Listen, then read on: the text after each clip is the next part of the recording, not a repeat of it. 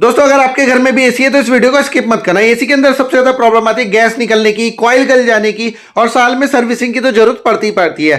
तो यहाँ पे मैंने एएमसी ले रखी थी और यहाँ पे मेरे एसी की देख रखते हैं आप, कॉइल गल गई थी और कंपनी ने मेरे को पार्ट फ्री में भेजा है। पार्ट फ्री में इसलिए भेजा है क्योंकि मैंने ले रखी थी एएमसी और ये पार्ट 6,500 रुपए का, प्लस इस पे रिपेयर होगा, गैस भरी जाएगी, जिसका खर्चा 8 से 9,000 रुपए का आएगा, जो कि फ्री में किया जा रहा है। और हर साल मेरे यहाँ पे गैस भी निकल जाती है। तो जिन लोगों के यहाँ एसी में रेगुलर प्रॉब्लम आती है तो इस तरीके से एएमसी ले सकते हैं और उसके बाद पूरे साल आपको कोई खर्चा करने की जरूरत नहीं।